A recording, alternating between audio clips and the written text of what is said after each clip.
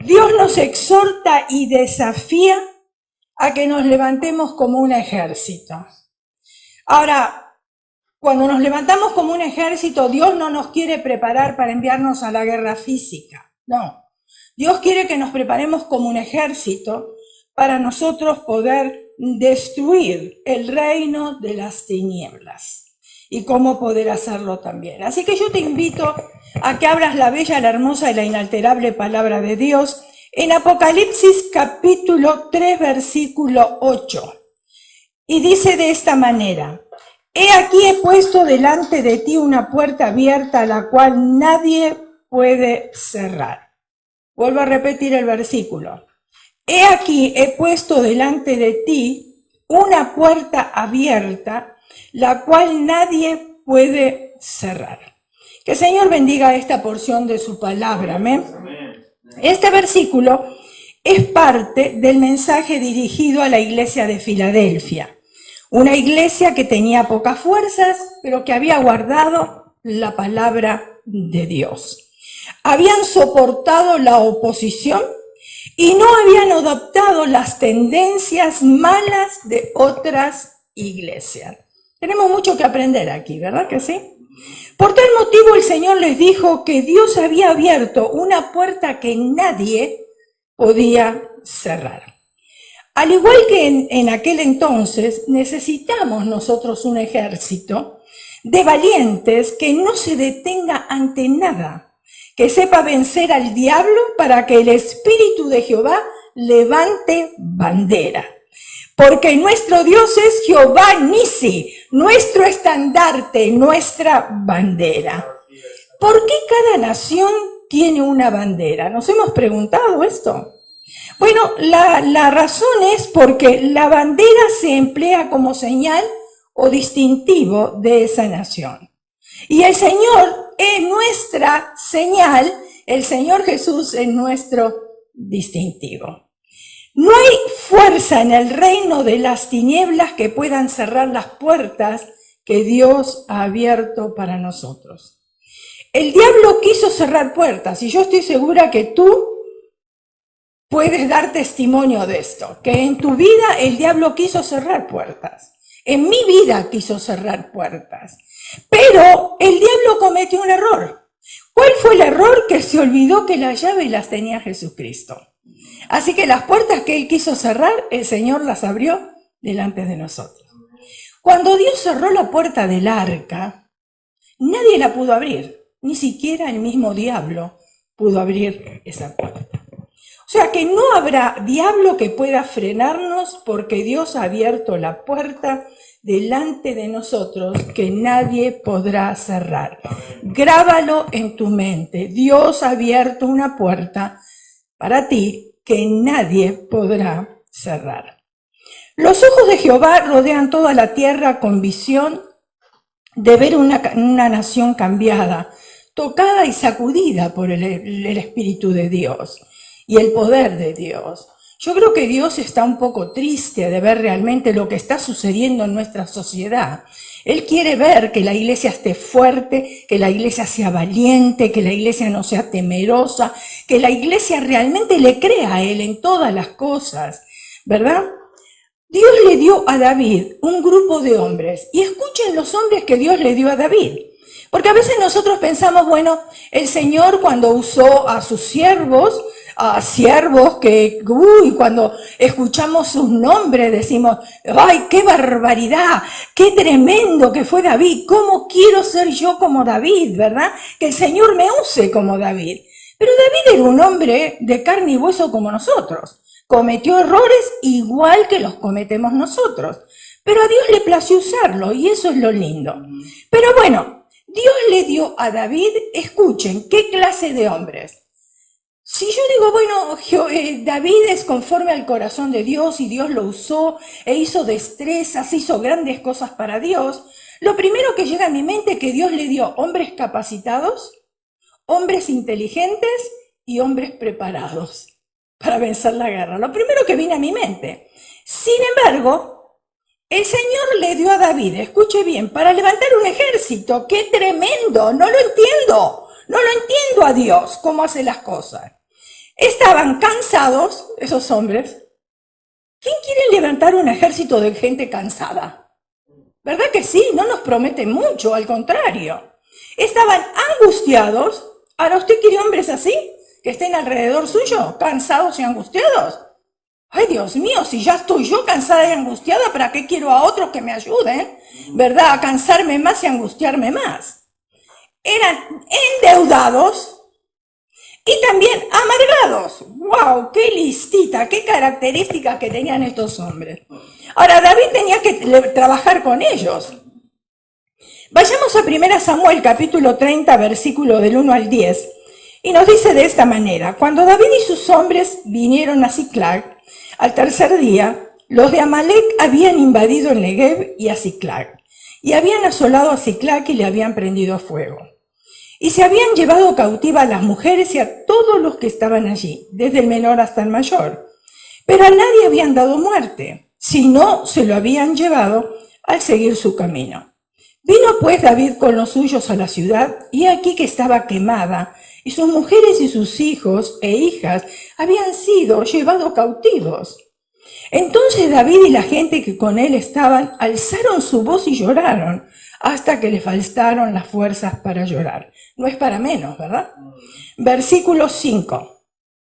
Las dos mujeres de David, Ahinoam, jezreelita, y Abigail, la mujer de Nabal de Carmel, también eran cautivas. Y David se angustió mucho porque el pueblo hablaba de apedrearlo, pues todo el pueblo estaba en amargura de alma, cada uno por sus hijos, por sus hijas. Mas David se fortaleció en Jehová su Dios, y dijo David al sacerdote Abiatar, hijo de Ahimelech: yo te ruego que me acerques el efod. Y Abiatar acercó el efod a David. Versículo 8. Y David consultó a Jehová diciendo: ¿perseguiré a estos merodeadores?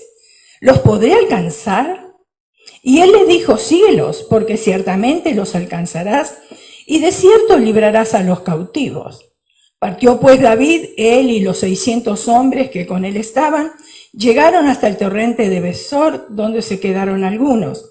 Y David siguió adelante con 400 hombres, porque se quedaron atrás 200, que cansados no pudieron pasar el torrente de Besor.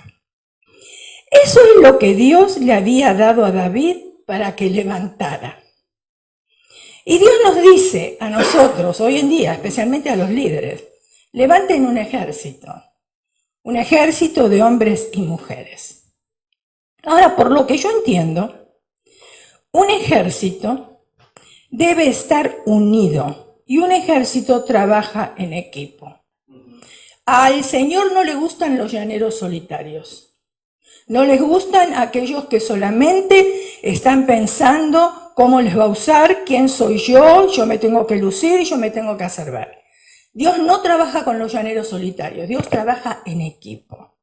Romanos capítulo 12, versículo 5, dice: así somos nosotros, siendo muchos, somos un cuerpo en Cristo, y todos miembros los unos de los otros. Es un versículo muy conocido por nosotros y se predica muchísimo esto en las iglesias. Mateo capítulo 18, versículo 19, dice: otra vez os digo que si dos de vosotros se pusieren de acuerdo en la tierra acerca de cualquier cosa que pidieren, les será hecho por mi Padre que está en los cielos. Ahora, un ejército recibe instrucciones, ¿es verdad o no? Ustedes los varones quizás habrán hecho el servicio militar, yo no. Pero yo tengo entendido que un ejército recibe instrucciones todos juntos. Reciben órdenes y también las cumplen. ¿Es verdad? Muy bien. El soldado que no se hace presente para recibir las órdenes no va a estar en el mismo espíritu con el resto de los soldados. ¿Lo vuelvo a repetir? El soldado que no se hace presente para recibir las órdenes no va a estar en el mismo espíritu con el resto de los soldados. Un soldado que no ataca las órdenes no pertenece al cuerpo de ese ejército. No lo digo yo, lo dice la palabra de Dios, porque eso es para mí también. Uno de los principios en el ejército es que cuando uno da una orden, no se objeta, se cumple. ¿Lo vuelvo a repetir? Amén. Uno de los principios en el ejército es que cuando se da una orden, no se objeta. Esa orden se cumple y esto es un principio bíblico. Y lo tenemos que entender como hijos de Dios, como soldados de Jesucristo. Lucas capítulo 7, versículo 8. O acá está Colosenses. Bueno, Lucas 7, 8. Yo mismo obedezco órdenes superiores y además tengo, acá está.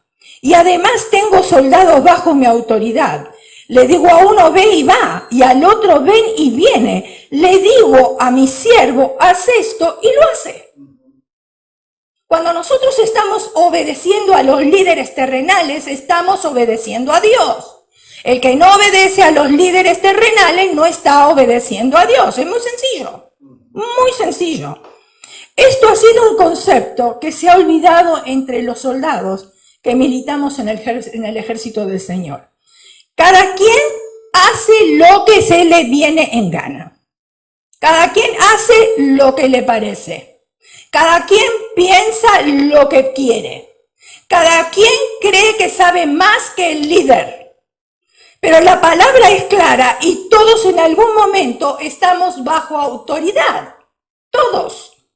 Si alguien no está bajo autoridad, ni los demonios, ni los espíritus, ni el perro de la casa le va a prestar atención. Porque vivimos bajo autoridad. Por eso somos padres, nuestros hijos están bajo autoridad. Nosotros tenemos jefes, ¿por qué? Porque tenemos autoridad. Nuestro Señor es autoridad sobre nuestras vidas. Estamos en el trabajo y bueno, ¿quién es el encargado? Es autoridad sobre nosotros. Nos guste o no nos guste, tenemos que obedecer. Estamos en el cuerpo de Cristo y hay una autoridad puesta sobre nosotros. Y tenemos que obedecer, nos guste o no nos guste. Las órdenes no se discuten, se cumplen simplemente. Colosenses capítulo 3, versículo 22 al 24. Siervos, obedeced en todo a vuestros amos terrenales, no sirviendo al ojo como los que quieren agradar a los hombres, sino con corazón sincero temiendo a Dios. Y todo lo que hagáis, hacedlo de corazón como para el Señor, y no para los hombres, sabiendo que del Señor recibiréis la recompensa de la herencia, porque a Cristo el Señor servís. En el ejército entrenan todos juntos. El soldado de Cristo es disciplinado en predicar la palabra. Segunda de Timoteo capítulo 4 versículo 2 dice que prediques la palabra, que instes a tiempo y fuera de tiempo, redarguye, reprende, exhorta con toda paciencia y doctrina. Ahí dice paciencia y doctrina. Doctrina es enseñanza. ¿De dónde sacamos nosotros las enseñanzas para poder exhortar y corregir con paciencia? En la palabra de Dios, el manual de instrucciones. No, otra enseñanza no sirve. Lo que yo creo no sirve. Es lo que la palabra de Dios dice, lo que vale. También en la oración. Efesios capítulo 6, versículo 18. Orando en todo tiempo con toda oración y súplica en el Espíritu y velando en ello con toda perseverancia y súplica por todos los santos. Tenemos que orar unos por los otros. Tenemos que orar por aquellos que no conocen a Jesucristo como Salvador personal. Tenemos que orar para que el reino de los cielos sea engrandecido. Tenemos que orar para que la voluntad de Dios sea hecha sobre nuestras vidas. Tenemos que orar para que el Señor actúe en esta sociedad perversa en la cual nosotros estamos viviendo. Tenemos que orar por las necesidades del mundo entero. Hay muchas oraciones por las cuales nosotros podemos elevar la plegaria delante de nuestro Señor, para que el Señor responda esas oraciones conforme a su voluntad. También en congregarse, Salmos 84:10, porque mejor es un día en tus atrios que 1000 fuera de ellos, y aunque algunos creyentes los cambian, dicen mejor son 1000 días fuera de los atrios que uno de ellos. Somos buenos para cambiar las cosas, ¿verdad? Y acomodarlas a nuestra conveniencia. Muy bien. Soportar todo por amor a los escogidos. ¡Wow! Si un ejército no trabaja en unidad, ¿ustedes creen que Dios va a escuchar la oración? Nuestra oración pidiendo salvación por las almas. Dios se tapa los oídos, porque lo primero que quiere es ver unidad dentro del cuerpo de Cristo, dentro de su ejército. Entonces nuestras oraciones no pasan del techo, nos vamos a cansar orando, pero no vamos a ver los resultados, porque no estamos cumpliendo lo más sencillo que Dios nos ordenó, que es la unidad. Segunda de Timoteo capítulo 2 versículo 10. Por lo tanto, todo lo soporto por amor a los escogidos, para que ellos también obtengan la salvación en Cristo Jesús con gloria eterna. Un ejército tiene el mismo ideal y deja un legado. Segunda de Timoteo capítulo 4 versículos 6 al 8. Porque yo ya estoy para ser sacrificado y el tiempo de mi partida está cercano. Y he peleado la buena batalla, he acabado la carrera, he guardado la fe. Por lo demás me está guardada la corona de justicia, la cual me dará el Señor, juez justo en aquel día. Y no solo a mí, sino también a todos los que aman mi venida. Aquí Pablo veía su muerte como una ofrenda final a Dios, tras toda una vida de sacrificio. La combinación de los tres verbos en griego es he peleado, he acabado, he guardado. Indican una acción completa que tiene resultados continuos y permanentes. Pablo consideró completa su vida porque había realizado todo aquello que Dios le había mandado hacer como su soldado. La pregunta es, ¿estará satisfecho con cada uno de nosotros el príncipe de los ejércitos celestiales cuando demos cuenta ante él? Esa es la pregunta que yo me tengo que hacer para mi propia vida, no para la vida de los demás. Para mi propia vida, porque yo voy a rendir cuenta por mí. Yo no voy a rendir cuenta por ustedes. Ustedes tienen la responsabilidad de obedecerle al Señor o no obedecerle al Señor. Yo tengo la responsabilidad de obedecerle o no obedecerle. Cada uno va a rendir cuenta de sí. Un ejército se reúne en el mismo lugar para aprender estrategias de retirada. Nos reunimos en el mismo lugar, ¿por qué? Porque todos tenemos que sentir lo mismo, todos tenemos que pensar de la misma manera, conforme a lo que está escrito en la palabra de Dios.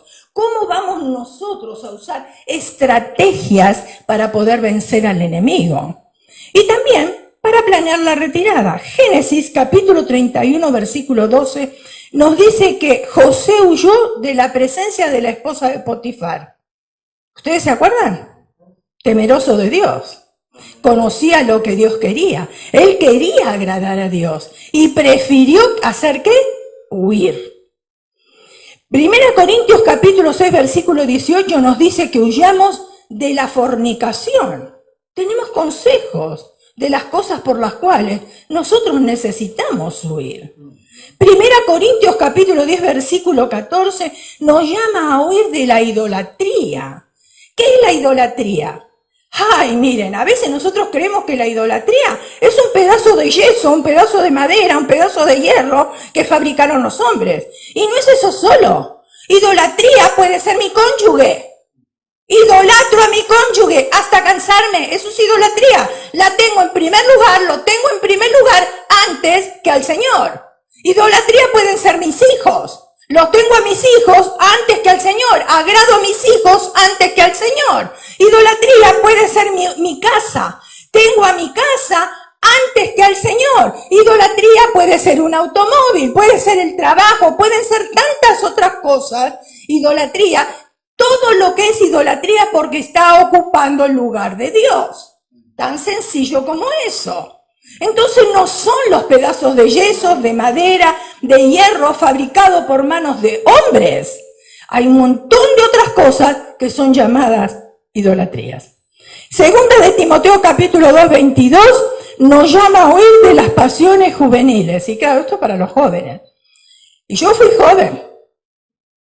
Y por supuesto, uno tiene pasiones, tiene cosas que quiere hacer. No me las permitían hacer, pero eso no quiere decir que a mí no me gustaban hacerlas. Por eso la Biblia nos dice, huye de las pasiones juveniles. ¿Por qué? Porque no nos van a traer ningún beneficio a nuestras vidas.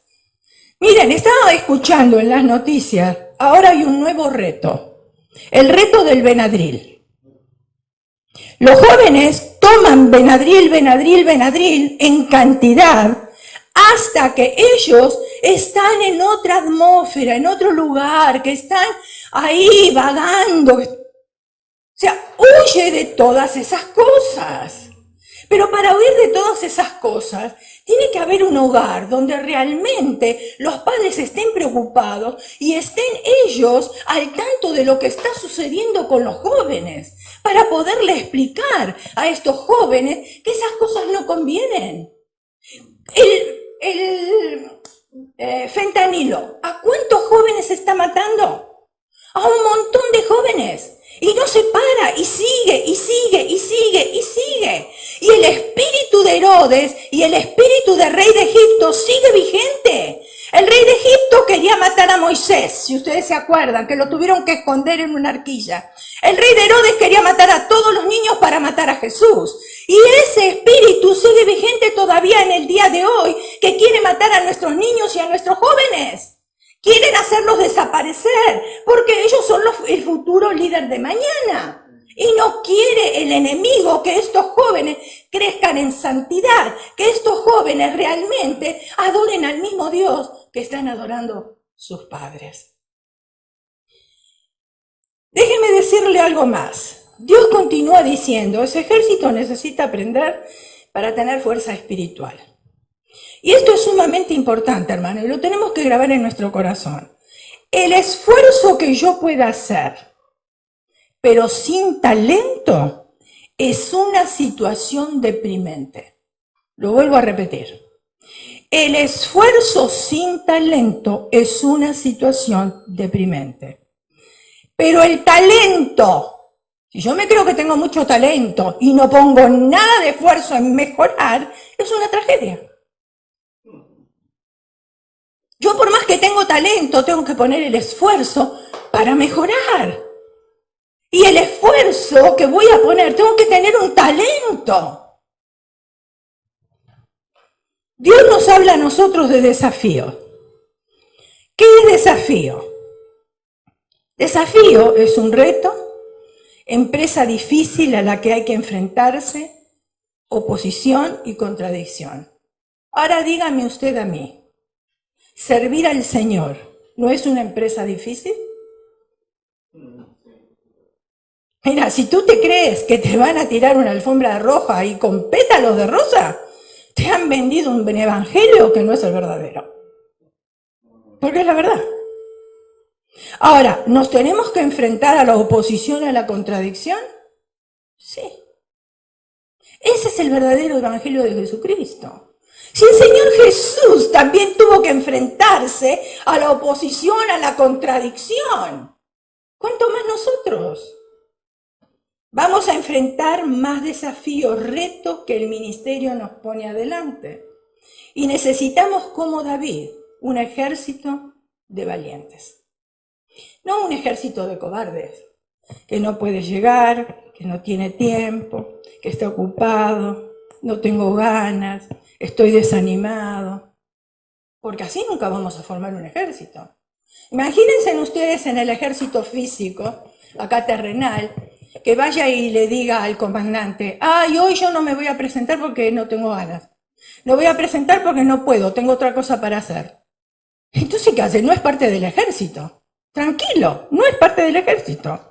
Un ejército que no se detenga ante nada y que sepa vencer al diablo, que le sepa tener sometido, que si el diablo quiere levantarse, todo el ejército en unidad le recuerde, diablo, estás vencido, diablo, estás sometido, fuiste despojado y exhibido públicamente. Te recordamos que si te quieres levantar como un río, el Espíritu de Jehová se levantará como bandera. Tienes que ser todo en unidad. El hecho de una o dos personas no lograremos nada. Que 2 personas estén de acuerdo, que 3 personas estén de acuerdo, no podemos levantar un ejército. Todas las personas que pertenecen a ese ejército tienen que estar en unidad. La falta de unidad pertenece al reino de las tinieblas. Tan sencillo como eso. Podemos orar tirados en el piso, podemos orar las 24 horas y nada va a pasar porque la falta de unidad pertenece al reino de las tinieblas y Dios no bendice a ese ejército. Filipenses capítulo 1, versículo 27. Solamente que os comportéis como es digno del Evangelio de Cristo, para que, o sea que vaya a veros o que esté ausente, oiga de vosotros que estáis firmes en un mismo espíritu, combatiendo unánimes por la fe del Evangelio. Lo que a nosotros nos tiene que interesar como ejército de Jesucristo es que el reino de los cielos sea engrandecido. Que el reino de los cielos esté lleno de almas salvas para el Señor. Porque un día vamos a rendir cuenta por las cosas que hemos hecho. Levantemos a Dios un ejército que sacuda a las naciones, que sacuda los continentes para su gloria. Por ejemplo, en la India existe un monumento al amor que un hombre le tenía a su esposa. Y esto es verídico, ¿eh? En Córdoba, Argentina, se encuentra la estancia La Guitarra. Un hombre la construyó en honor a su esposa fallecida, porque ella tocaba la guitarra y falleció muy joven. Y entonces quiso levantar un monumento en honor a su esposa. En Egipto, las pirámides son monumentos a los muertos. En Europa o en toda América Latina, en cualquier ciudad, no importa el tamaño, hay una catedral. ¿Es verdad o no? En Italia hay catedrales, pero a morir. En Argentina también hay catedrales, y me imagino que en cada uno de los países de ustedes también. Entonces, es importante que nosotros construyamos un memorial a Dios. No estoy hablando de construir estas cosas, no, un memorial a Dios. Hay en medio del desierto, en medio de la persecución de Egipto, en la incertidumbre de tener a los egipcios detrás de nosotros y delante una tierra prometida que ni conocían, Dios le dice a su pueblo de levantar un memorial delante de sus ojos. ¡Qué tremendas las cosas que pide Dios! Para mí a veces ni tienen sentido. Con mi mente finita, ¿qué van a tener sentido? Lo que Dios pide. Esta gente era perseguida y Dios le pide de levantar un memorial, pero si ellos lo que querían era salvar su vida. Josué capítulo 4, versículos 6 y 7. Para que esto sea señal entre vosotros y cuando vuestros hijos preguntaren a sus padres mañana diciendo, ¿qué significan estas piedras? ¿Ustedes recuerdan que siempre levantaban piedras y las dejaban ahí como un memorial? Les responderéis que las aguas del Jordán fueron divididas delante del arca del pacto de Jehová. Cuando ella pasó el Jordán, las aguas del Jordán se dividieron y estas piedras sirvieron de un monumento conmemorativo a los hijos de Israel para siempre. No les pide Dios que construyan un edificio. Les dice que traigan piedras, que levanten un memorial, para que todos los que vinieran después supieran lo que Jehová hizo por los suyos.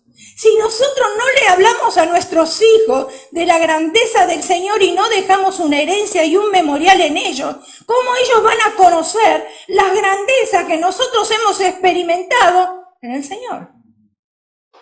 Es importante. Dice, construye un templo y se refiere a la iglesia, pero no como edificio, sino como cuerpo. Es necesario edificar y construir el cuerpo de creyentes, levantarnos, nutrirnos, lavarnos, limpiarnos, sanarnos, cuidarnos y crecer. estar bien entrenados, ser discípulos de Dios, tenemos que construir.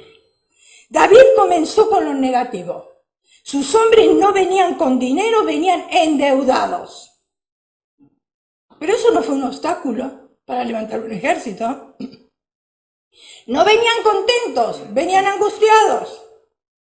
Pero eso es lo que Dios le dio y tenían la tarea de levantarlo, de edificarlo como cuerpo de Cristo. Y Dios te dice, constrúyeme una casa. Todo lo que se construye tiene sacrificio, ¿es verdad? No es fácil levantar una casa, no se levanta de la noche a la mañana. Al contrario, tiene su sacrificio, luchas. Y es por donde se aprenden las lecciones y salimos del horno como oro refinado.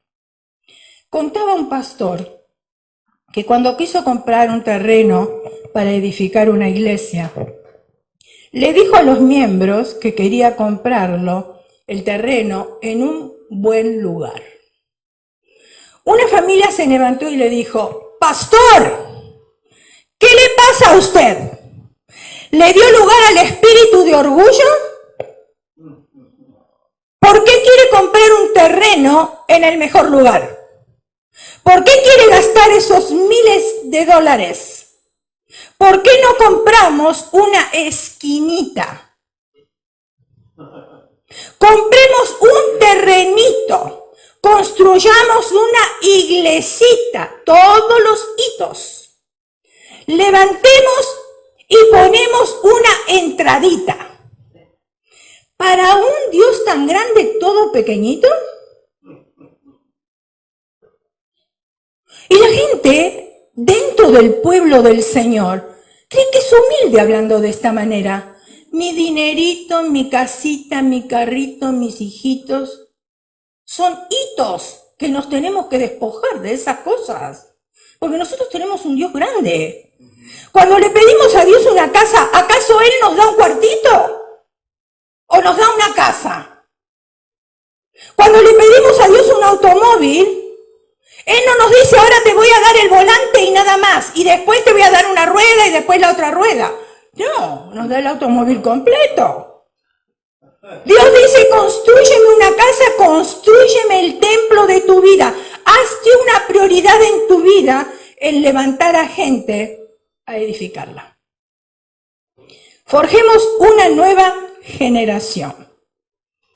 Usted recuerda lo que le sucedió a Caleb y a Josué. Todos conocemos esa historia. Fueron a espiar la tierra y regresaron contentos, pero los otros 10, siempre hay alguien que viene a pinchar el globo. ¿Usted entiende esa expresión? Sí. Siempre hay alguien que es negativo, que no le gusta cómo se hacen las cosas. Número, capítulo 13, versículos 25 al 33.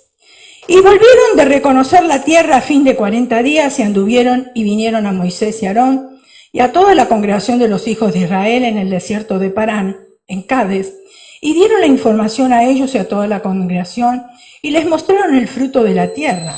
Y les contaron diciendo, nosotros llegamos a la tierra a la cual nos enviaste, la que ciertamente fluye leche y miel, y este es el fruto de ella. Mas el pueblo que habita aquella tierra es fuerte y las ciudades muy grandes y fortificadas. También vimos ahí a los hijos de Anac.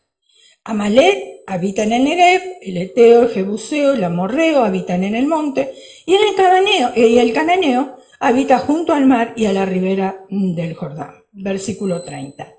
Entonces Caleb hizo callar al pueblo delante de Moisés y dijo, subamos luego y tomemos posesión de ella, porque más podremos nosotros que ellos. Mas los varones que subieron con él dijeron, no podemos subir contra aquel pueblo porque es más fuerte que nosotros. Y hablaron mal entre los hijos de Israel. Cuando alguien está desconforme, comienza a levantar cizaña y comienza a hablar mal de aquellas personas con otros para desanimarlos.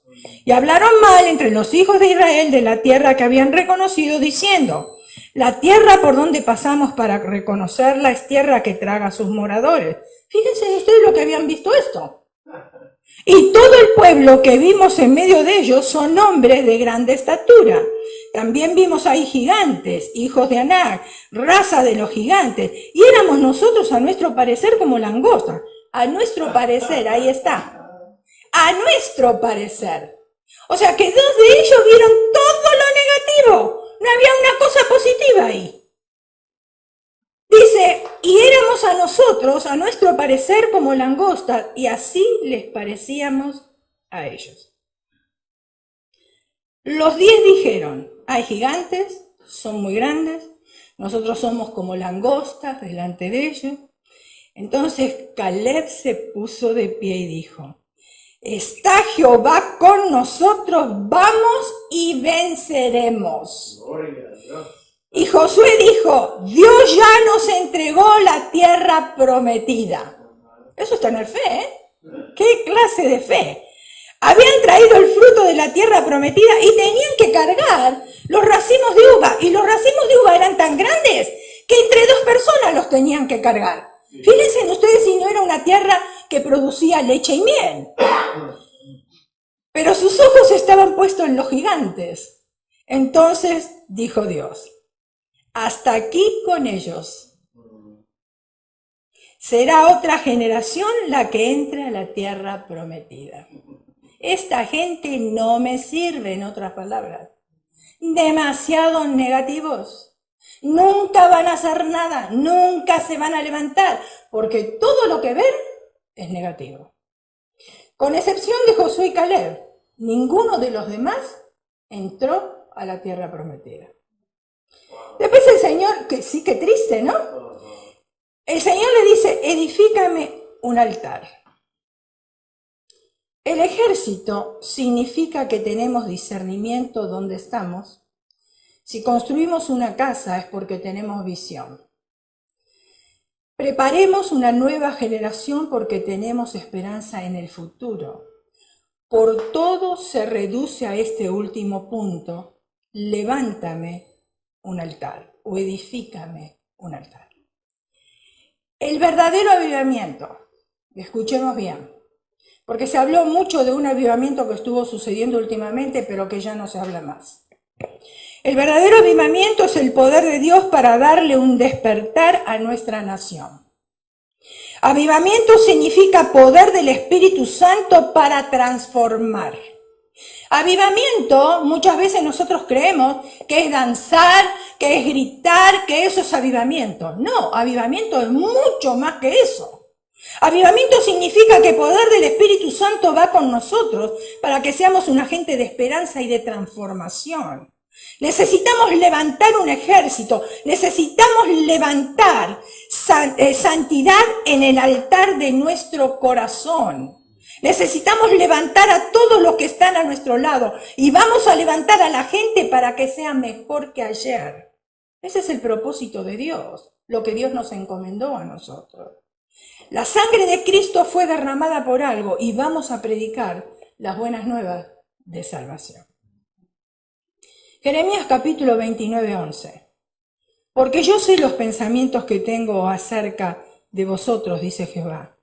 Pensamientos de paz y no de mal, para daros el fin que esperáis. El Señor dijo, levántame un ejército, constrúyeme una casa, forja una nueva generación. Pero todo se reduce a poner nuestra vida en el altar. Noé, Abraham, Isaac, Jacob, Elías, todos construyeron un altar. Hoy es el día de poner nuestra vida en el altar. En el libro de Jueces se dice que hubo un día en el que se dieron grandes resoluciones en el corazón. Y Dios va a encontrarse con nosotros en el lugar en donde Dios se encuentra con todas las personas, y es en el altar de Dios, en el altar del corazón. Ahí es donde Dios tiene un encuentro contigo y conmigo también. Apocalipsis capítulo 3. Dice, he aquí, he puesto delante de ti una puerta abierta, la cual nadie puede cerrar. Así que yo quiero hacer una oración para que realmente Entreguemos nuestro altar, nuestro corazón a Dios. Si hay algo ahí que está impidiendo que seamos parte de un ejército, que el Señor tenga misericordia de nosotros y nos ayude a ver y a eliminar qué es lo que está impidiendo. Porque realmente queremos formar un ejército del cual nosotros podemos arremeter contra el reino de las tinieblas, salvar las almas y trasladarlas del reino de las tinieblas al reino de la luz verdadera. Que podamos trabajar unánimes, con un solo propósito, ganar almas para el Señor Jesucristo. Que todo lo que hagamos sea con un corazón sincero y que podamos ver las cosas positivas y no las negativas, para que podamos ser un ejército fiel delante de nuestro Dios. Señor Jesús, llegamos delante de tu presencia pidiéndote perdón. Si realmente hemos sido negativos, hemos sido personas conflictivas, Señor, si no hemos trabajado en unidad, creyendo que lo que yo pienso es lo mejor, ayúdanos, Señor, a despojarnos de todas estas cosas que muchas veces vienen a formar parte de la idolatría también. Y que podemos, Señor, en unanimidad de espíritu, los unos a los otros, provocarnos al amor y a las buenas obras. Que podamos unirnos y como ejército de Jesucristo, si a uno le duele el algo, al otro también le duele. Y que juntos como ejércitos vengamos contra el reino de las tinieblas y decirle a Satanás que está vencido y que aunque él se quiera levantar como río, el Señor levantará bandera sobre cada uno de nosotros. Señor, pedimos que tú ministres el altar de nuestro corazón para que podamos hacer tu voluntad. Toca nuestras vidas, pon tu amor en ese altar, pon tu misericordia. Cuentan de Dios que hace maravillas, dándole poder a su pueblo. Gracias a él conquistaron reinos, tomaron ciudades, en su nombre fue cantando, otras veces gritando, acompañado de sonido de bocina, fue cantando, otras veces gritando.